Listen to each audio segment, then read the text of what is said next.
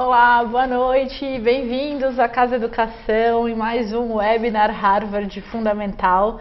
Este é o terceiro encontro dessa série promovida pela Casa Educação em parceria com a editora Sextante, que publica a série Essenciais de Harvard e é sobre um desses livros e um desses temas que nós vamos falar hoje aqui. Estamos muito bem acompanhados com o nosso professor Adilson Souza. Boa noite, professor.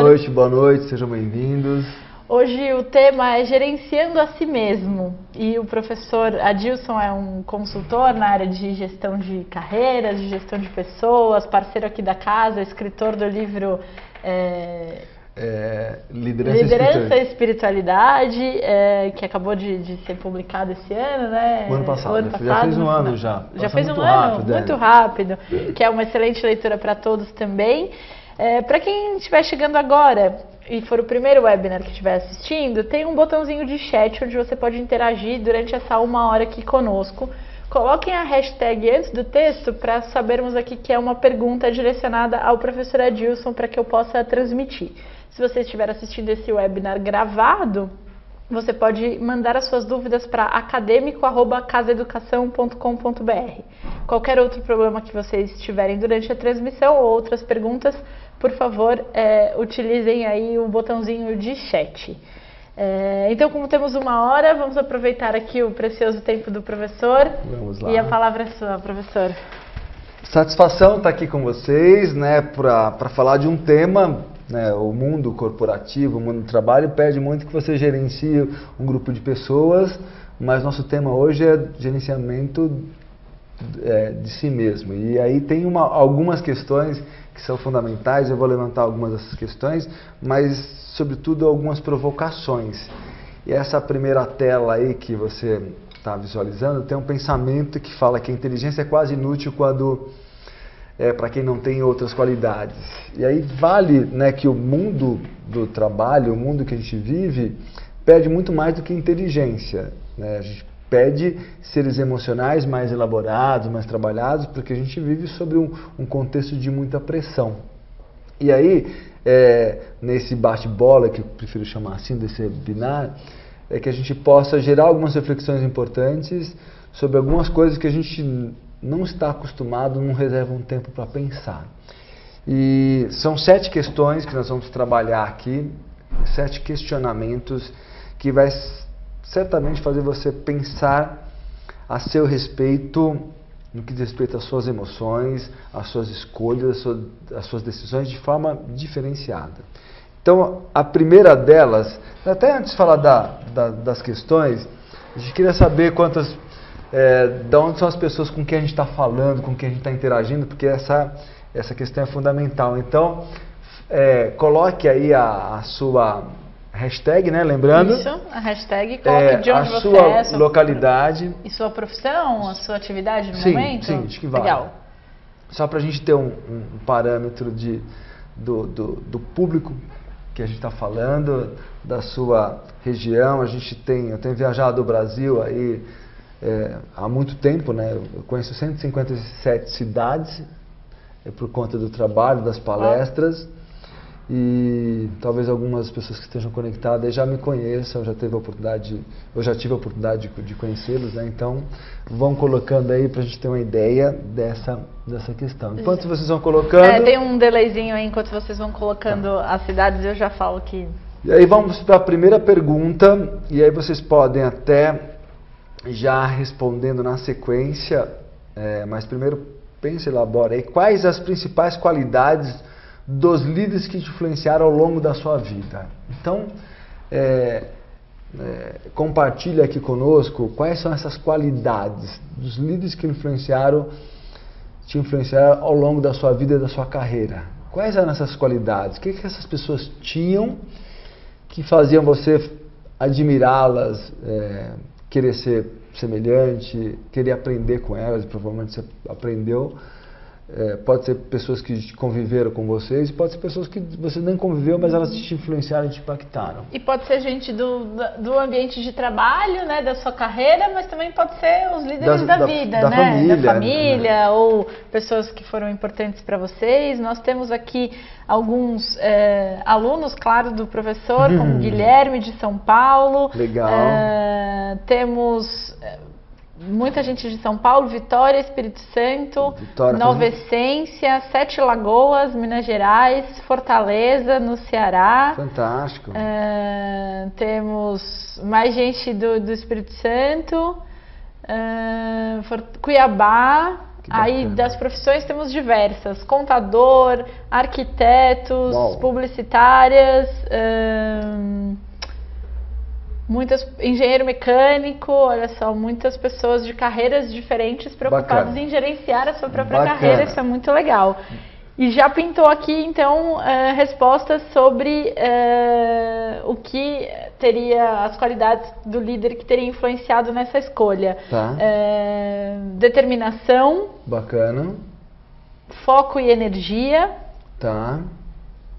Paciência para ensinar.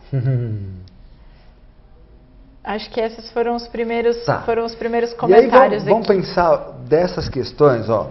Foco, energia, determinação. E teve mais uma qualidade. Paciência. Para ensinar. Tá. Isso. Então, o quanto disso mexe ou tem um disparador no que é emocional? Então, para você ter determinação, o quanto de emoção você utiliza? Para você ser paciente, nem precisa falar. Essa capacidade de ensinar também. Então, o quanto disso está conversando com os desafios da emoção? Tem mais alguma coisa? Equilíbrio emocional. Tá. Capacidade e paciência para ensinar, que já falamos aqui. Também. Superação de desafios. Tá. O fato de admirar a capacidade rápida, brevidade e praticidade para a resolução de problemas, superação de desafios, acho que mais equilíbrio emocional também é adicionado aí. Essa pergunta que eu fiz inicialmente para vocês é para a gente fazer conexão com algumas qualidades dessas lideranças que influenciaram.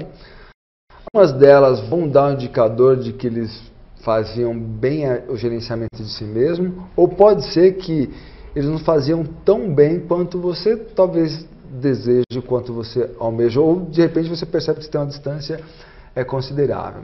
Quando a gente começa a olhar as áreas que vocês atuam, né, por que a gente tem tanta diversidade? Acho que são um dos pontos importantes. Porque, sobretudo, o seu comportamento, a sua emoção impacta no ambiente que você está.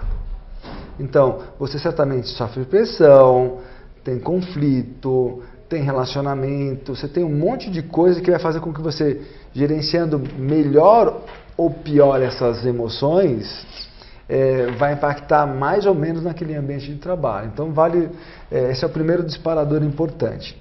A segunda questão que eu quero trabalhar aqui com vocês é pensar no seguinte: o quanto você se conhece, numa escala de 0 a 10, por exemplo, o quanto você acredita que você verdadeiramente se conhece?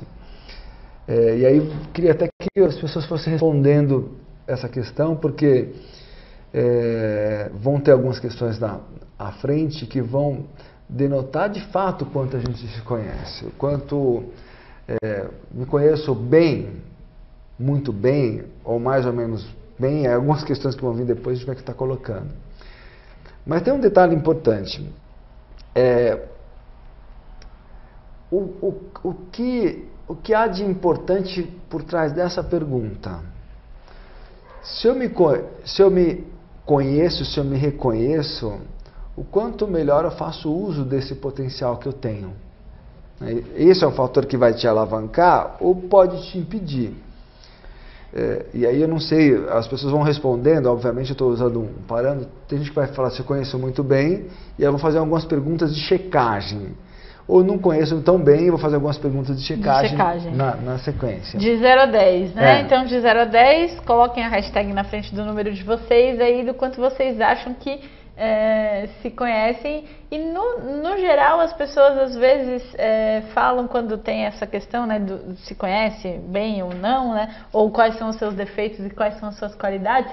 É comum que as pessoas digam que os defeitos são os mesmos que as qualidades, né? Eu sou muito perfeccionista. Isso é um defeito, mas também é uma qualidade. Então eu me conheço bem e sei que isso pode ser um defeito e uma qualidade, né? Vamos aos números aqui. 8 Tá. 8, 8, 6, 7. Sempre acima da média aí do 5, hein? Sempre acima do 5. Bacana. Vamos ver quem mais está chegando por aí. 8 é o que está dominando. 8 não me conheço totalmente, mas me conheço bem, não é? Tá, e aí tem uma pergunta que eu vou fazer em cima disso, né? Porque o que isso pode significar? Tudo ou absolutamente nada. Por que tudo ou absolutamente nada? Porque eu posso me conhecer bem, 8, e eu posso falar assim, olha, eu sei que eu tenho um monte de coisas para ser melhoradas, mas eu não faço nada com isso. Ou eu percebo que algumas coisas, tendo essa consciência, eu vou ter um melhor trânsito da onde eu estou atuando, e eu posso fazer melhor uso disso.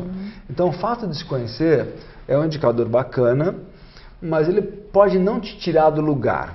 Por exemplo, aí tem as síndromes, que é uma injustiça com as...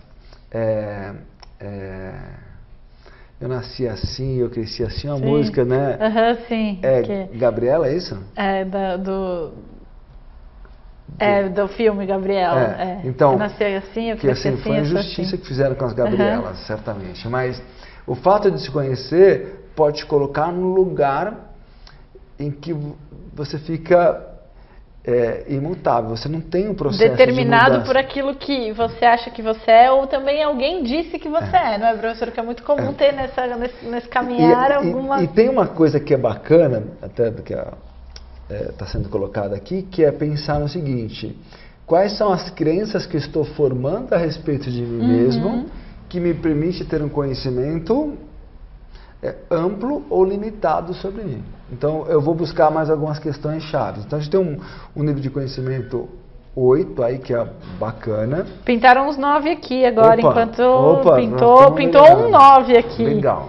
Outro 6 e um 9. Esse 9 foi surpreendente aqui, muito bom, achei ótimo. Então, vamos pensar em situações ou em profissões que você teria que ter um nível de conhecimento para quem você contrata, de repente, de previsibilidade. Por que acontece? Hoje, boa parte das relações, seja profissionais ou não profissionais, o que você, no fundo, quer é uma coisa chamada previsibilidade. Ou seja, aquele comportamento está dentro do previsível. Eu sei que alguém pode estourar, ou alguém, se estourar, vai até página tal. Não ter essa previsibilidade é um problema. Então, quando você contrata um piloto, você tem que ter esse dado de previsibilidade. Um cara pode ser maluco, mas até que ponto ele é maluco para, de repente, fazer uma manobra para salvar as vidas, mas não para colocar em risco a vida das pessoas. Né? Então, a gente vai voltar daqui a pouco nessa questão. E aí, a terceira questão que eu trago aqui para a gente conversar é: com que frequência você é surpreendido negativamente ou positivamente? Você é surpreendido naquilo que você faz, assim, no nível comportamental, positivamente, ou é muito surpreendido ou pouco surpreendido, e até, para que surpreendido negativamente, é pensando naquele momento que você se decepciona com aquele comportamento, que você, puxa, eu fiz isso. Ou, positivamente, puxa, eu fiz muito mais do que eu... Então, o negativo tem a ver mais com a decepção do comportamento que você não imaginou que você teria, mas você teve. E positivamente é com aquele que você fez além do que você pensava. Com que frequência você tem isso? Então, ouvindo uma escala de 0 a 10, frequência 1 é que você tem pouco surpreendido, ou seja, aquilo que eu faço está dentro de um mais esperado. Ou 10, eu faço isso com alguma frequência. E depois eu faço algumas perguntas checando parte disso. estão ouvindo, né, vendo o que vocês estão respondendo nessa direção. Vamos ver aqui, temos um delayzinho entre o que vocês vão respondendo e o que vai aparecendo aqui. Faz muito tempo que eu não vou para Vitória. Sobre a pergunta 3, pois é, agora tem bastante gente de Vitória aqui mesmo, do Espírito Gosto muito Santo. dessa...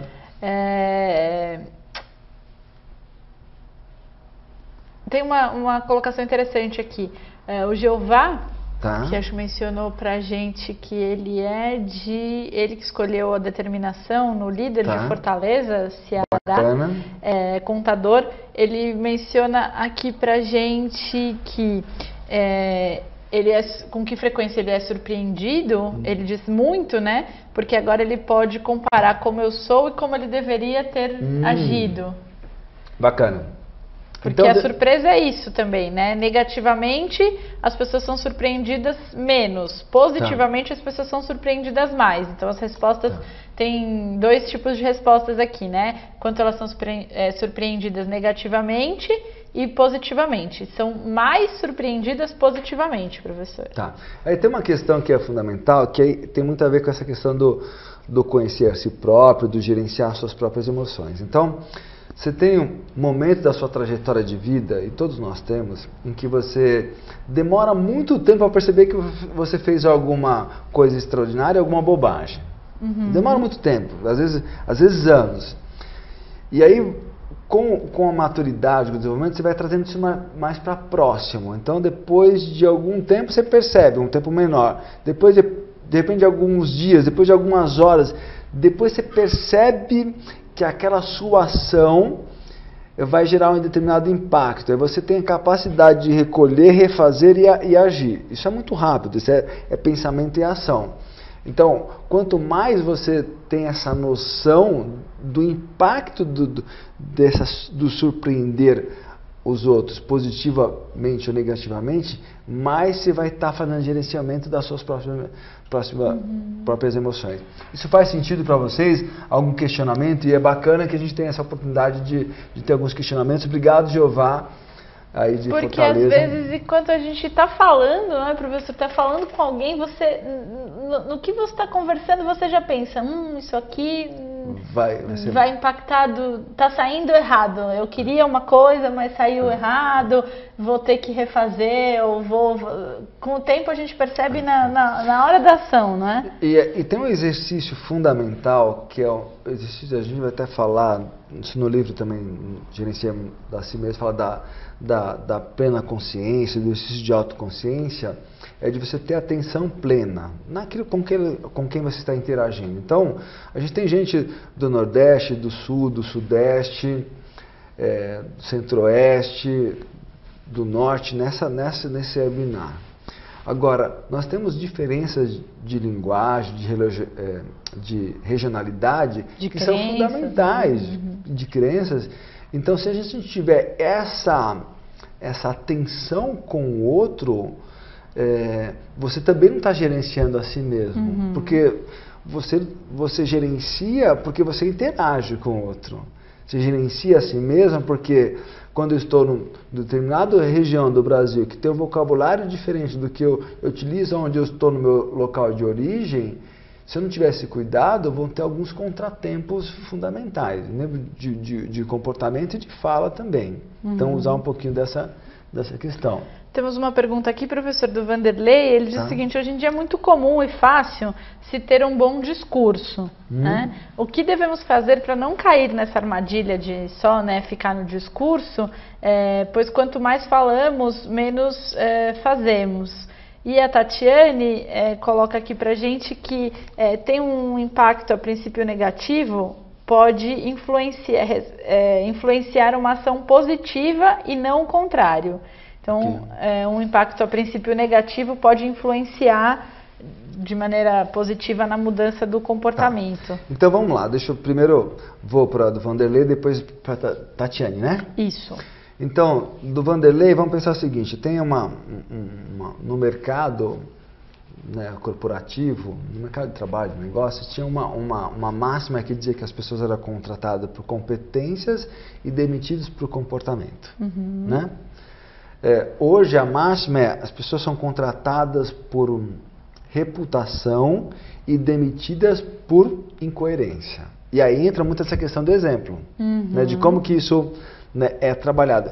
Repete a pergunta do Vanderlei, que acho que eu tenho mais algum gancho para fazer, por gentileza. Hoje em dia é muito comum e fácil se ter um bom discurso, né? Um discurso é bom, mas como é que faz para alinhar esse discurso na prática e não cair na armadilha de repente ser um gestor que fala bastante, mas aí cai na incoerência das suas ações, né? Então acho que aí vale sempre um diálogo aberto e franco com a sua equipe. E acho que o exercício, esse exemplo que eu estou colocando, são exemplos de líderes como vocês com que eu estou interagindo aqui. Então, há um erro, a minha principal área de atuação é na minha interação com líderes, né, na minha desenvolvimento de lideranças. E boa parte dos líderes criam a atmosfera dos super-heróis, das Mulheres Maravilhas. E eles são seres falíveis. Só que quando eles erram, eles querem que as pessoas os tratem como seres humanos. Mas eles criaram uma máscara, uma armadura que permite as pessoas baterem. E elas vão bater de forma dura. Então, acho que se você tiver uma abertura de feedback com a sua equipe, de ouvi-los, porque às vezes você tem numa mesma empresa, você lidera 3 áreas. Então, com essa área aqui, aquele recado foi muito bem aceito, naquela outra área não foi bem aceito, porque as pessoas são diferentes. E aí esse ajuste fino e essa abertura para que as pessoas estejam à vontade para apontar, olha, você errou na dose aqui, e aí você ter essa hombridade de refazer algumas questões. E aí obviamente a abertura que nós temos que ter como líder de perceber que a gente pode errar, vai errar e tem que ter a habilidade de se rever e de se atualizar constantemente. Eu gosto de usar uma máxima não, foi um comentário do Bernardinho que todo mundo sabe, né, a trajetória dele enquanto treinador da Seleção Brasileira de Vôlei. E ele comenta, né, logo que terminou as Olimpíadas, né, perguntado para ele, que estava se despedindo, como que foi, né, esses desafios que ele teve. Ele falou assim, olha, ele comenta um dos desafios que era liderar o Serginho, o pessoal com mais idade, era diferente de liderar o Lucarelli. Então, quando o Serginho, o Bruninho, ele gritava, batia na prancha, jogava no chão, os caras rendiam em quadra. Com o Lucarelli não funciona assim. Então, se não tiver essa abertura para perceber que as pessoas no grupo que está liderando está mudando, e se eu não tiver essa capacidade de adaptação, né, ele teve que gerenciar a si mesmo. Esse é o primeiro, acho que o ponto fantástico é de que ele teve que liderar a si mesmo, ou seja, não dá para fazer com o Lucarelli o que eu estou fazendo com os outros atletas, porque o Lucarelli funciona diferente. Então ele percebia que aquela forma de impactar as pessoas era diferente. Então ele teve que recolhe, pensa que o impacto que eu quero no outro eu tenho que liderar a mim mesmo, no sentido de que não dá para fazer como eu fazer com aquele grupo. Exatamente. O Jefferson diz o seguinte, esse processo pode impactar também uma fase da vida da pessoa, talvez um momento, ou talvez um fator emocional, ou até no calor da emoção. Porque é isso que você tem falado, né, professor? Desde o início, nós estamos tratando de todas essas características emocionais, né? Ainda estamos falando de competência, por enquanto, né? E tem uma questão, só me repete da Tatiana, que eu vou fazer com um gancho com essa pergunta do... com essa pergunta do Jefferson, a Tatiana, ela disse que ela deu uma nota 7 por ser surpreendida negativamente e 9 por ser surpreendida positivamente. Tá. Ela ressaltou no voto dela que o impacto, a princípio negativo, pode influenciar numa ação positiva, né, ou o contrário. E depois temos outras perguntas, vamos ficar com essas duas aqui primeiro. Essa questão da Tatiana, o que acontece? Tem um detalhe fantástico que a Tatiana traz aqui, que é pensar o seguinte, e essa é uma habilidade desse gerenciamento de si mesmo.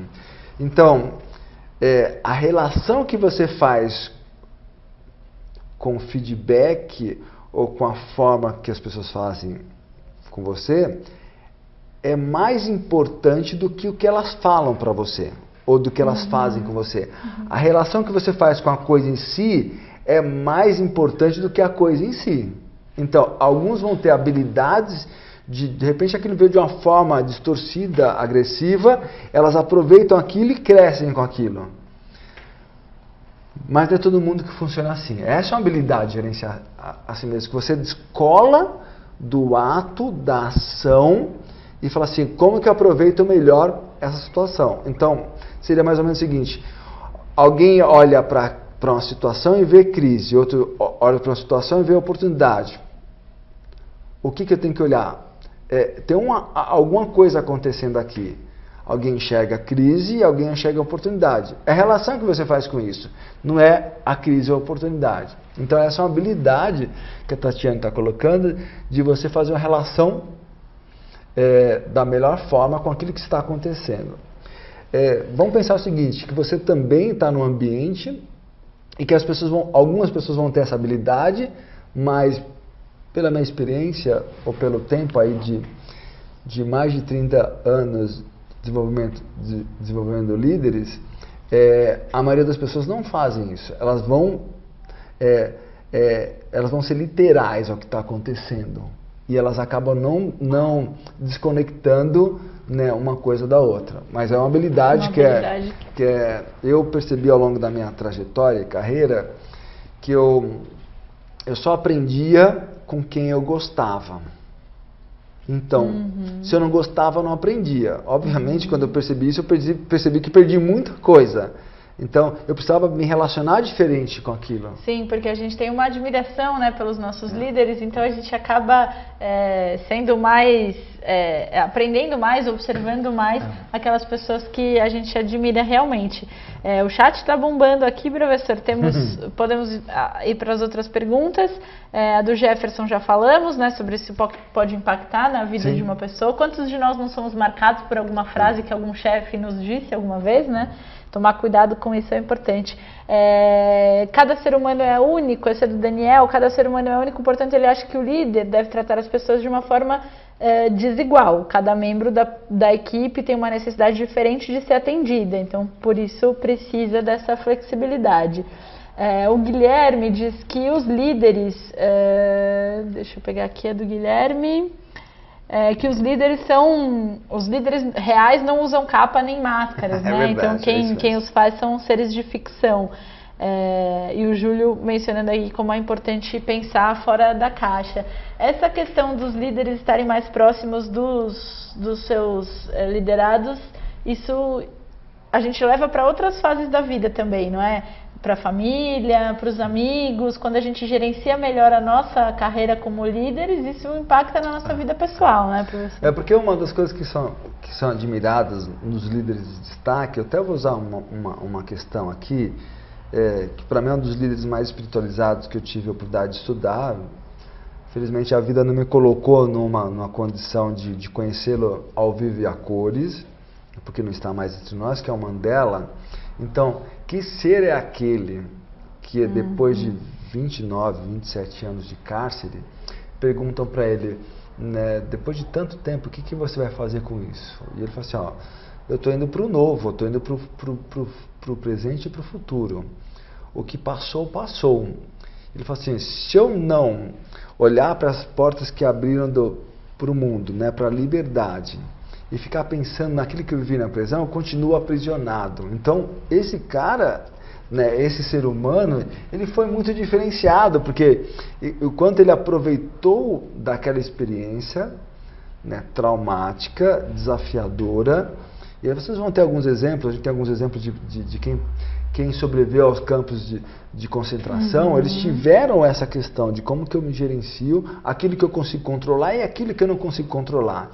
E quantas vezes a gente se desestabiliza porque a gente fica naquilo que a gente não pode controlar. Você não pode controlar o outro, mas você pode controlar a sua relação, a sua reação em relação ao comportamento do outro. E acho que esse é um dos pontos fundamentais. Isso eu me lembrei também agora, tem até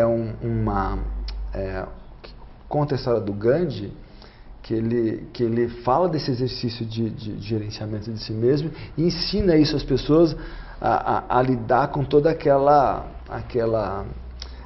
provocação, né, que os ingleses faziam no processo do desvinculamento da Índia dos ingleses. Dos ingleses. Muito bom. Aqui tem uma provocação do Jeová também, dizendo que um dos maiores erros dos gestores é querer empurrar a cultura norte-americana num povo de tradições como a nossa, né? Acho que isso vai um pouco do que as outras perguntas estavam falando. A gente precisa realmente admirar os nossos líderes e para isso eles precisam ser pessoas mais próximas e mais reais, não é? Acho que tem duas coisas. Acho que a gente tem no exercício, até olhando de como a gente se relaciona com isso, acho que tem uma... as culturas de forma geral, elas têm vantagens e desvantagens, tem que aproveitar ao máximo a nossa cultura, e o Jeová traz isso como um ponto importante. Acho que o que eu veria de vantagem na cultura, né, americana? Eles se empenharam e se empenham para formar líderes, né? Então, eles são estimulados para isso. Tem algumas coisas que eu não gosto, não compartilho da cultura americana, mas esse é um fator importante. Mas eu queria resgatar um ponto que provavelmente distingue tudo, né? Que aí, quando você fala do líder, você coloca ele numa condição de protagonista. E eu vou compartilhar com vocês o que gera essa divergência da cultura americana para a cultura brasileira. Então, eu escutei uma história no passado que fala das histórias, né? Por que os americanos são muito diferentes dos brasileiros? Eles foram descobertos, colonizados mais ou menos na mesma época, né? Então, a gente tem mais ou menos no mesmo tempo. E aí, eles falam que quando no desenvolvimento americano tinha um pensamento que norteou a formação da cultura americana, que é: trabalha que Deus te dá. E na cultura brasileira pede que Deus te dá. Isso muda tudo, porque eu estou falando de visão. Um você coloca outro na condição de protagonista, estou falando de crença religiosa aqui. Estou falando, fazendo uma análise simples desse processo. Que é uma fala assim, ó, trabalha que Deus te dá. Então está colocando numa condição ativa e outro passiva. E se a gente for olhar para as nossas configurações, né, históricas, tem muito a ver com esse processo. Não quer dizer que isso é verdade ou mentira, não é esse o processo, mas isso tem um divisor de águas. Então, na condição de protagonismo, né, a sua ação vai te dar a condição de ter uma resposta. E o outro é assim, alguém vai me ajudar, mas o que você está fazendo para alguém te ajudar? Então muda tudo, acho que essa é a questão que mas acho que a gente tem algumas questões que assim que são vantagens e desvantagens. A gente, na cultura brasileira, a gente tem muito essa questão da proximidade, da questão do valor de família. Tem muitas coisas bacanas do nosso modo operandi de ser. E tem algumas coisas que a gente precisa melhorar. Sim, aqui dizem o seguinte, o César faz uma colocação, é como reagir quando a visão da equipe é maior, mais moderna, atual do que a do líder, né? Sendo este muito influente. Como reagir quando essa visão é maior. Da equipe? Sabe por quê? Deixa eu aproveitar que eu não quero perder a oportunidade. Porque eu fico também com outra. Que é o seguinte, olha, esse é o melhor dos mundos. Quando a equipe é melhor que o líder, né? Porque, qual que é o desafio do líder? Ele precisa pegar carona com o time. Ele precisa também se desfazer da vaidade, né, dele enquanto líder, de que ele tem um time extraordinário. Só que normalmente eles não veem isso. Ele fala assim, o time que me coloca em risco. Na verdade, o time que te impulsiona para o outro patamar. Esse seria o melhor do mundo, quando você tem um time que está pensando, né, à frente daquilo que eu penso. Então, qual que é o seu desafio enquanto líder hoje? Liderar pessoas mais talentosas do que você. Esse é o seu desafio. E acredite, eles são mais talentosos do que a gente. E se a gente não aproveitar isso, eu até uso uma referência muito, né, de como a gente pode aproveitar e pegar carona com essa nova geração, né, eles estão muito mais antenados, eles vão ter habilidades que nós não temos. E a gente precisa ter a capacidade de fazer essa junção. Tem um filme chamado Os Estagiários, que conta a história dos caras mais ou menos da minha idade, os 40, 50, no meu caso 50. Que vão fazer estágio no Google, no Google. Né? Fantástico, que é essa sabedoria de você fazer a junção da diversidade. O Guilherme diz aqui pra gente que o sonho do mestre é ver seu aprendiz o superar, né? Tem uma frase também famosa de alguém que fala, se você é o melhor da sua equipe, você precisa contratar outras pessoas, né?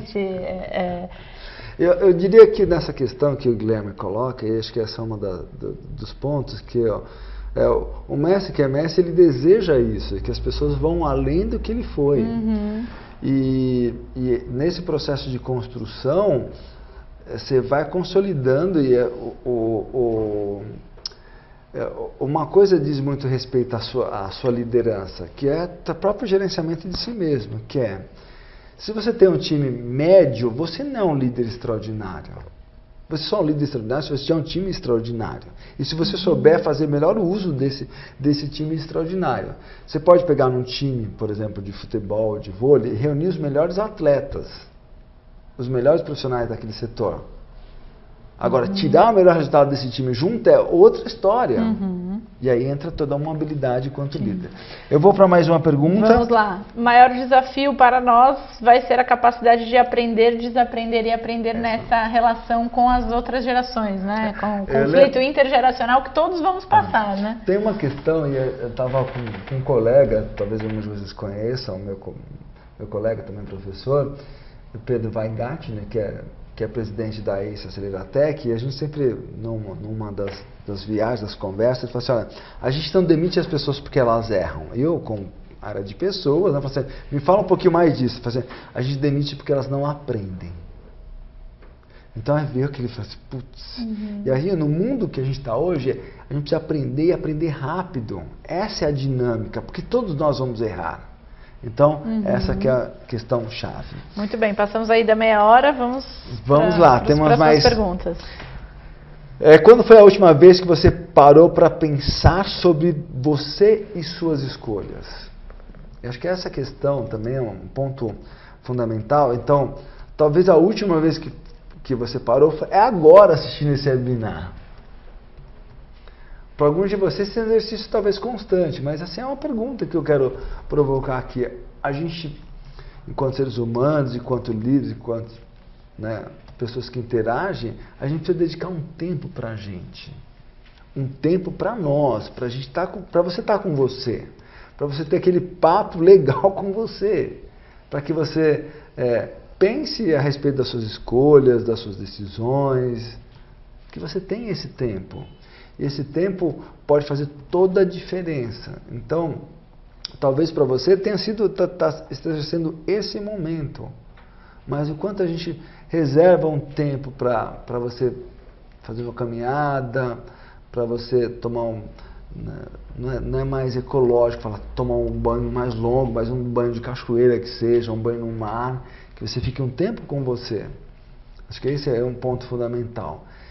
E quais são as escolhas que vocês estão fazendo, que a gente está fazendo, que vai permitir a gente ter um contato melhor com a gente? Então, quando a gente fala dessa questão até de um tema que eleva a gente numa questão mais da espiritualidade, aqui eu não estou falando nenhuma conexão com religiosidade, tem a ver desse contato de você com o mundo. Porque a sua expressão da espiritualidade está no contato que você tem com as pessoas. E não precisa ter nenhuma crença religiosa para fazer isso. O quanto eu consigo respeitar o meio ambiente, as pessoas, o quanto eu consigo ser justo. E aí eu entro em algumas discussões importantes que eu falo assim, olha, eu faço uma escolha, eu quero que o mundo seja melhor, mas aquela pessoa que trabalha em casa como diarista, eu trato ela da pior forma possível. Então, que incoerência é essa? Né? O quanto você, naquele pedaço de ação, você consegue praticar aquele valor que você está dizendo. E aí entra a questão do que o Jeová comentou, da própria inconsistência e incoerência. Entre o discurso e a prática, né? Porque a gente, como líder, não é só como a gente pensa sobre as escolhas que a gente está fazendo para o nosso time, né? A nossa posição de líder numa companhia, né?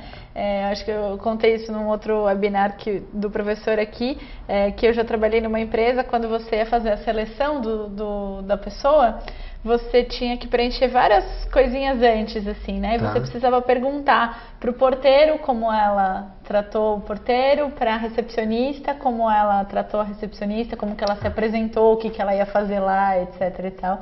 E aí, isso valia pontos na hora de avaliar o perfil, né, dos candidatos, porque até quando a pessoa entra na sala, né, até ela chegar ali, foi... E isso passou, tudo, né? tem a ver com escolha, né? E essas escolhas, elas são melhores quando a gente tem consciência delas.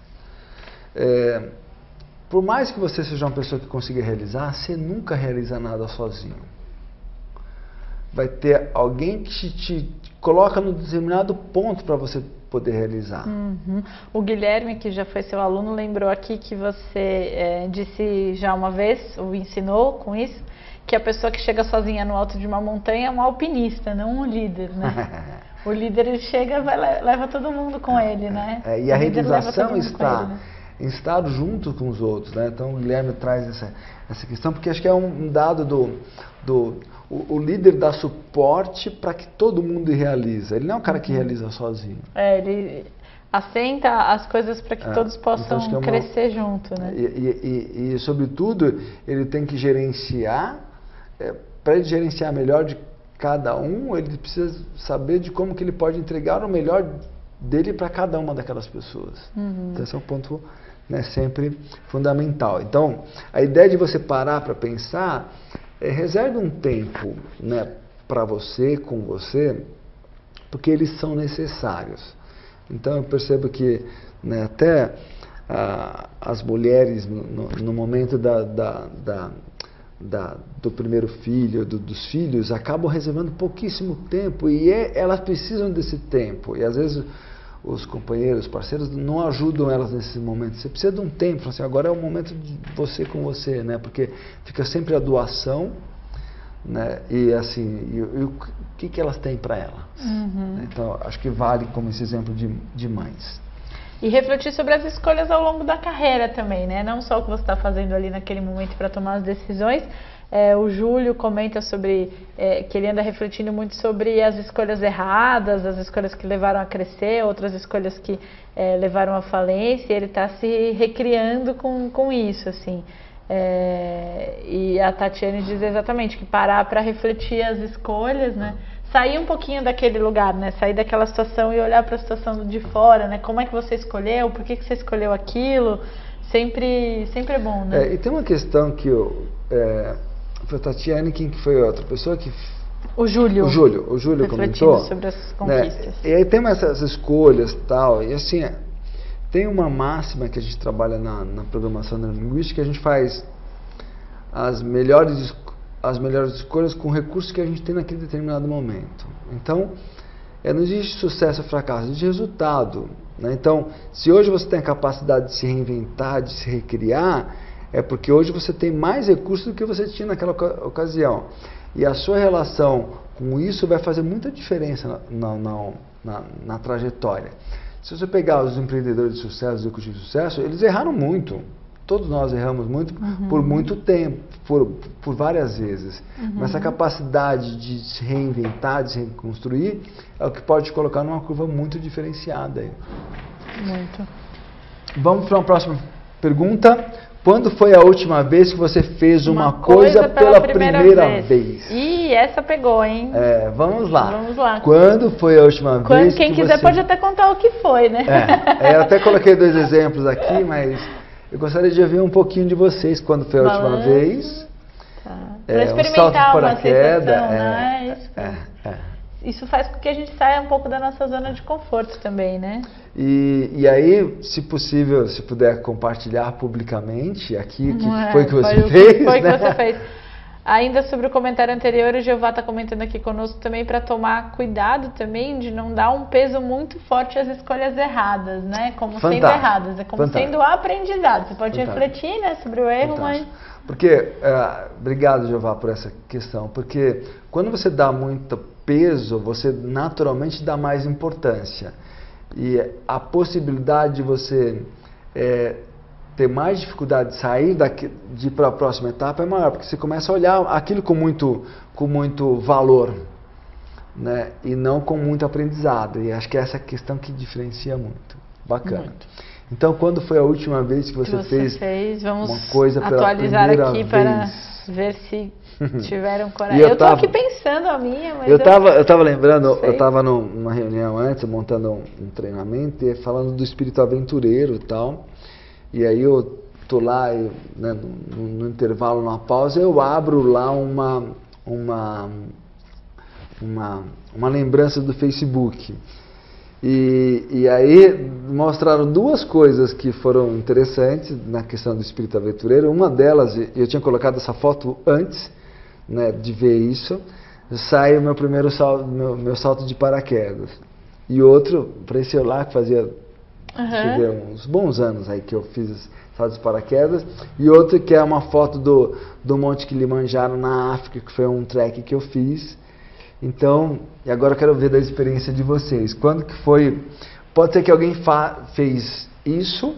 Talvez o webinar seja a sua primeira experiência com o webinar, então primeira experiência com o webinar, é verdade. Ou pode, né? Só queria ouvir alguns exemplos aqui para a gente seguir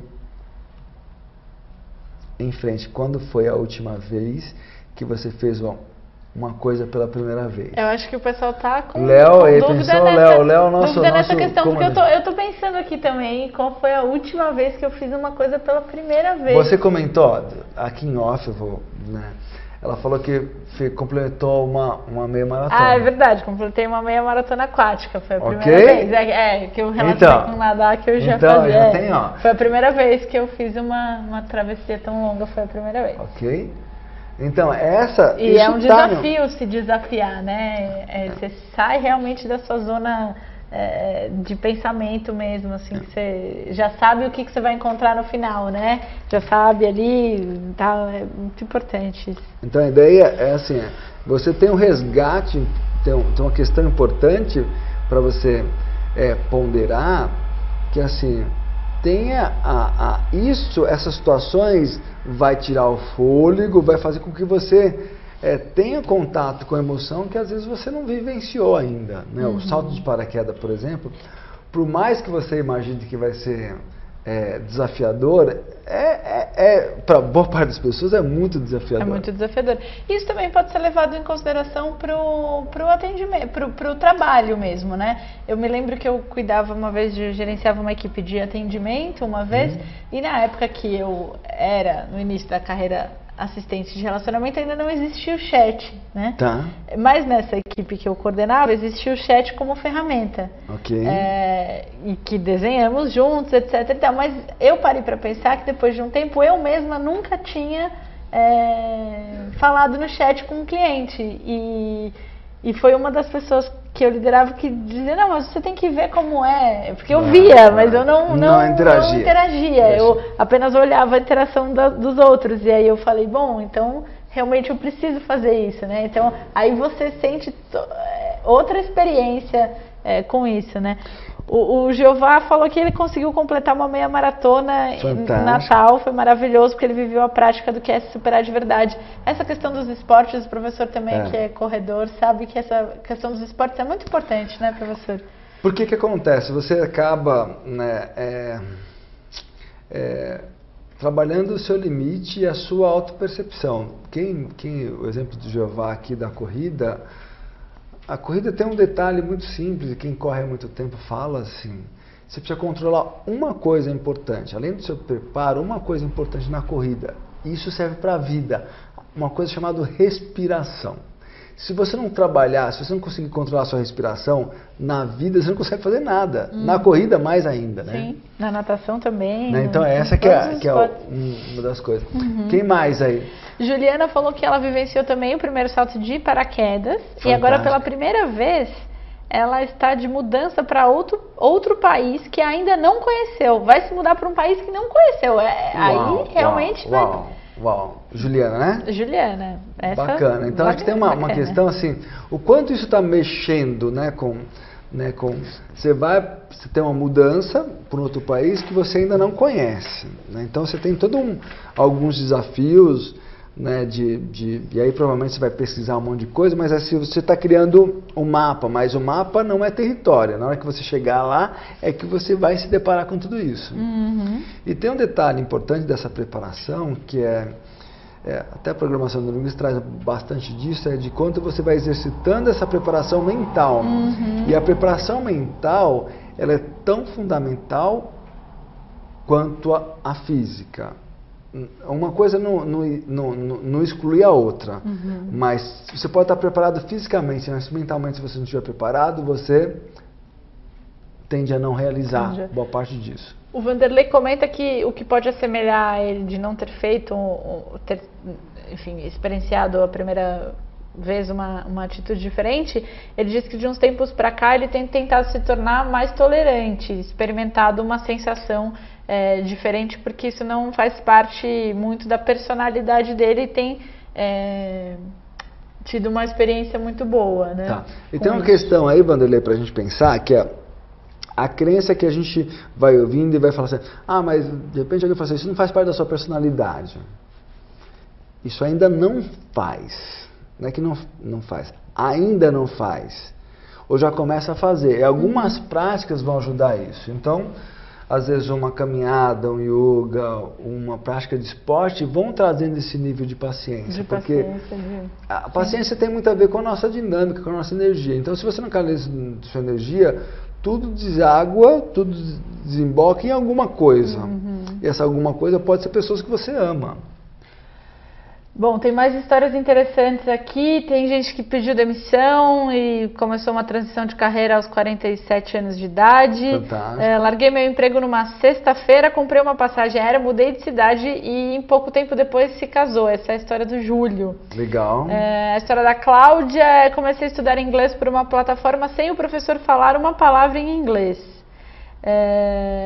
Sem o professor falar uma palavra em português. Acho que seria isso, né, Cláudia? Sim. Estou em transição de carreira pela primeira vez aos 47 anos. Aos 45 anos, essa transição de carreira é o Daniel. Jefferson, aos 45 anos, pedi demissão de uma empresa para iniciar um desafio em uma empresa e área bem diferente que atuava há anos. Então começou do nada em outra área. Isso tudo tem... Aqui todas as questões aqui estão ligadas a mudanças, né? A fazer uma coisa pela primeira vez, para eles pela grande maioria aqui, um ponto de mudança. Porque você cria uma coisa chamada bifurcação no caminho, né? Que você fala assim, olha, agora eu vou fazer uma coisa nova, diferente, pode ser um novo caminho. E às vezes você tira a página do livro, às vezes você joga o livro fora, porque você está construindo outra história. Então tem uma coisa que foi marcante na minha trajetória, e eu lembro isso muito fortemente. Eu fui participar de um seminário, de um evento na área de treinamento e desenvolvimento em Washington em 2009. Então tem 11 anos isso, né? 11 anos. E aí eu fui conhecer um palestrante que é super renomado nessa área de pessoas, chamado Blanchard.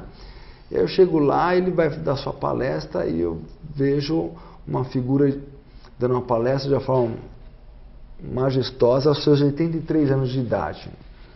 Naquela ocasião, nos meus 43 anos, eu falei, se eu começar uma carreira agora, eu tenho mais 40 anos olhando para essa figura.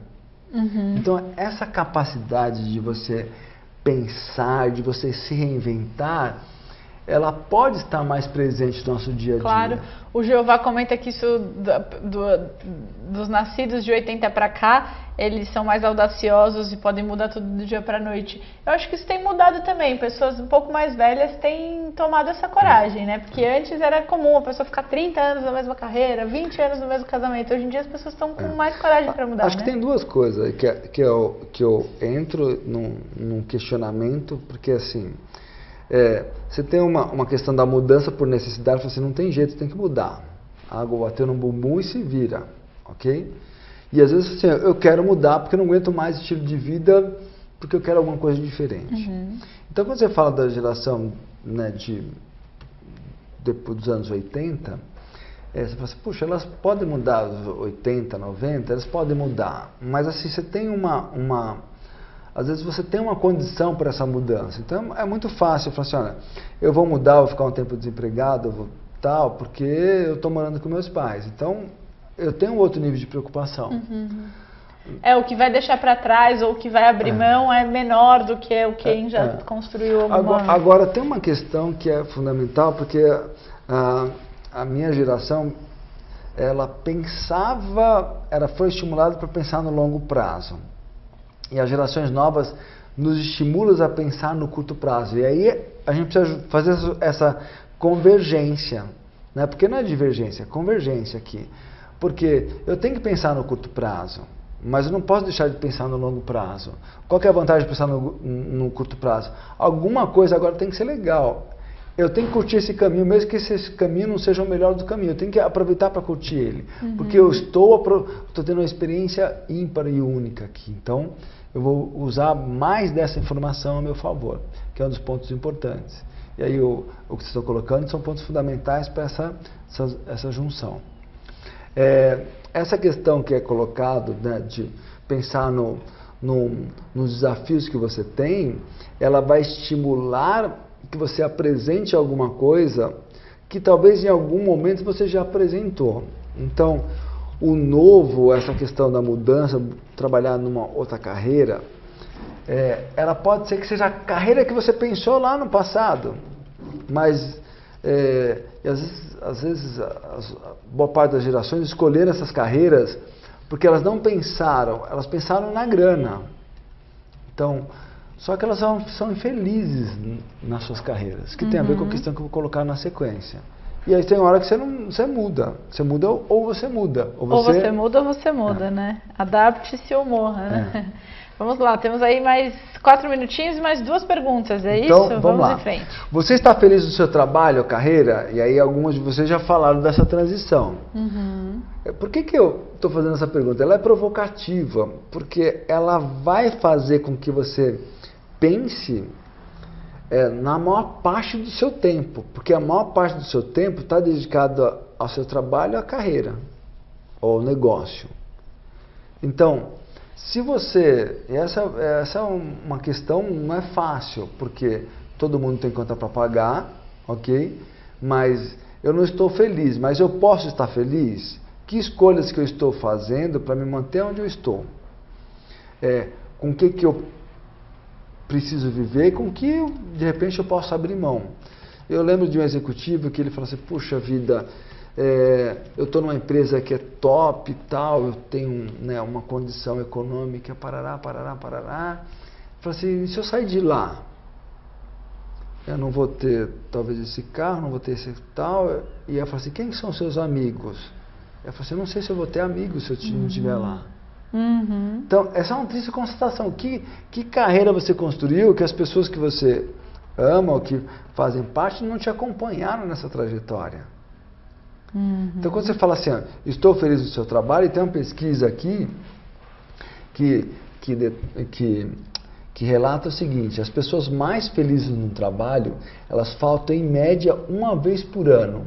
As pessoas mais felizes faltam em média 1 vez por ano. As pessoas menos felizes faltam em média 7 vezes por ano. Então imagina quantas essas empresas, essas pessoas estão perdendo.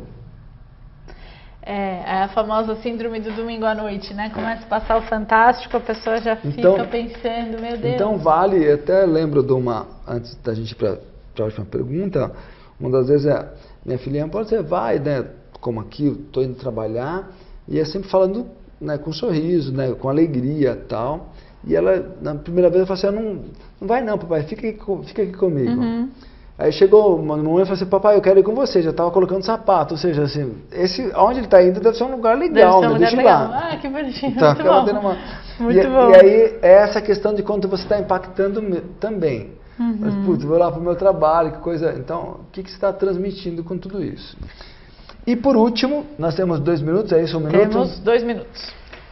Você consegue atribuir significado ao seu trabalho? Esses são os pontos fundamentais, né, para esse gerenciamento de si mesmo. Então, tem um significado importante, até para... você não vai gerenciar o melhor de si se você não está no melhor lugar... Agora, tem gente que vai aprender e fala assim, eu não estou no melhor lugar, mas eu vou aprender o melhor que eu tenho nesse lugar. Então, eu lembro de uma fala que eu tive com o meu chefe, falou assim, olha, esse aqui não é o melhor lugar, mas você só pode aprender nesse lugar. Você não vai aprender num outro lugar. Então, o mundo ideal, você está construindo ele para você transitar. Se de repente você não está no melhor ambiente, aquele ambiente está dando algum elemento. E aí, se ele não é o melhor ambiente, coloque também um tempo para você ficar lá. Agora, atribuir significado para o trabalho, eu vou usar uma questão que para mim é fundamental. É você perceber que tem um valor aquilo que você faz. Eu poderia dar vários exemplos, até no meu livro, cito a dona Ana, que foi merendeira da escola que estudei lá em Francisco Morato. Mas eu vou dar o exemplo aqui de uma funcionária da Disney, quem conta essa história é o meu amigo Claudemir Oliveira, e ele conta o seguinte, ele foi executivo da Disney. Eles queriam promover algumas pessoas e tinha uma pessoa que era extraordinária no que ela fazia, falou assim, olha, você vai trabalhar na parte interna do parque, né, onde tem ar-condicionado, nas lojas lá que vende, né, os produtos da Disney. E ela trabalhava em que parte do parque? Naquele primeiro contato com o visitante. E aí, quando foi relatar, você vai ganhar 30% mais, ela falou assim, olha, eu quero ganhar 30% mais, mas eu não quero trabalhar lá dentro não. Mas por que você não quer trabalhar lá dentro? Porque eu coloquei para mim que o primeiro sorriso no parque é por minha conta. Então, ela atribuiu um baita significado naquilo que ela estava fazendo, que era um processo invasivo. Ela abordava as mulheres, né, verificando se na bolsa das mulheres tinha alguma coisa que oferecia risco para ela, para os outros visitantes. Ela falou assim, e eu coloquei que o primeiro sorriso é por minha conta. Então, ela atribuiu um significado. Eu vou dar só mais exemplo de significado para isso. Esse é um exemplo pontual, e acho que isso muda tudo, né? A visão muda tudo. É a visão que muda o mundo e a ação que faz a gente construir esse mundo. Então, perguntado por uma pessoa que estava servindo café numa concessionária de veículos. Perguntado, o que você faz aqui? Né? Ela servindo, né, café, ela falou assim, eu vendo carros. Simples assim. Ou seja, o que ela fazia tinha um significado para o cara ter a performance da venda. Não era ela que estava vendendo diretamente, mas indiretamente estava construindo toda a atmosfera para que aquilo se realizasse. Então, esse gerenciamento de si mesmo vai fazer com que a gente se conecte com o que a gente tem e com o desenvolvimento dessas competências que vai fazer com que você seja um ser humano extraordinário para que você impacte no mundo que você está inserido da forma mais extraordinária possível. E você tem toda essa condição e, sobretudo, escolha. Muito bem. Temos metade da turma dividida entre estar plenamente feliz, uma outra metade da turma não muito feliz, né, com o trabalho ainda, mas todos ainda buscando essa realização. Como conseguem atribuir significado ao trabalho, satisfação, realização profissional. Uma última pergunta que talvez caiba aí dentro dessa resposta do 7 para a gente finalizar, do César. Como alinhar os propósitos? Como identificar qual é o seu propósito no seu trabalho e alinhar isso com os seus próprios propósitos também? Acho que a gente caminha para uma nova geração de empresas e de pessoas, né? Não nova geração de pessoas, nova visão que as pessoas estão trazendo. Cada vez mais as pessoas estão escolhendo as empresas. No passado elas escolhiam mais as pessoas. Então, eu preciso conversar se aquela empresa conversa com os meus valores. Se aquilo tem alinhamento. Então, até eu vou usar o exemplo da empresa chamada Reserva, que fala do capitalismo consciente. E a Reserva tem toda uma proposta diferenciada, né, e ela tem uma causa. Então essa causa, quando as pessoas contratam, elas também contratam essa causa. E qual que é uma causa importante aí da Reserva? É de que ela quer amenizar uma coisa que né, oriundo do Brasil. Não sei se você sabe, hoje tem 13 milhões de brasileiros passando fome. 13 milhões de brasileiros. E a reserva colocou que para cada produto dela vendido, ela doa 5 pratos de alimentação, de refeição. E ela depois até dá uma googada aí, coloca Black Friday reserva. Eles têm uma campanha publicitária fantástica. Então, as pessoas que vão trabalhar lá, elas vão trabalhar para vender roupas masculinas, mas sobretudo por uma causa importante. Então, acho que esse é um ponto que é esse alinhamento. Quanto mais as empresas tiverem sabedoria de alinhar um propósito e que conecta o propósito das pessoas, mais elas tendem a pessoas tendo maior nível de produtividade e mais felizes no ambiente de trabalho. Muito bem, ficaremos todos então com essa 7ª pergunta, e reverberando todas as outras. Temos aqui a indicação do livro de hoje, Gerenciando Pessoas, no volume 10 da coleção Harvard. Amanhã, às 19 horas, tem o 4º encontro dessa série. Se você ainda não conseguiu ver os outros, só rolar aí o curso para baixo que você vai conseguir assistir. Chegou depois, pode recuperar já o início desse. Indicar para as pessoas, é totalmente gratuito o acesso e serão ao todo 6 encontros para falar aí das leituras essenciais de Harvard. E temos por último a indicação aí do livro do professor Adilson, Liderança e Espiritualidade, que eu falei no comecinho, né? E os livros que estão mais ligados ao meu tema, esse é um livro que está ligado ao tema, que ele fala um pouquinho, bastante dessa questão de como você conversa com a sua história, de como você lida com alguns desafios, né? E até um pensamento aqui que vale, né, para a gente fechar aqui. Qualquer um pode duvidar do seu talento, menos você, porque o gerenciamento de si que vai dar essa condição de você realizar mais. Então, o mundo pode duvidar do que você é capaz, você não pode duvidar do que você é capaz. E 2 livros fundamentais para abraçar esse tema também, que é o Resiliência e Gerenciando a Si Mesmo. Quero deixar aqui meu beijo no coração, desejar sucesso para todos vocês. Estou no Instagram lá, como Adilson Souza Prof, então se vocês quiserem acompanhar alguns posts, alguns de vocês talvez já estejam, vai ser um privilégio. E obrigado pelo seu tempo e atenção, e que ele tenha sido esse tempo útil para que você possa ter algumas reflexões e ações práticas no seu dia a dia. Muito útil para todos nós. Muito obrigada, Adilson, de novo pelo convite, por ter aceito o convite aqui da Casa Educação. Obrigada a todos que participaram. Até amanhã às 19. Tchau, boa noite. Beijo no coração, até mais. Valeu. Tchau.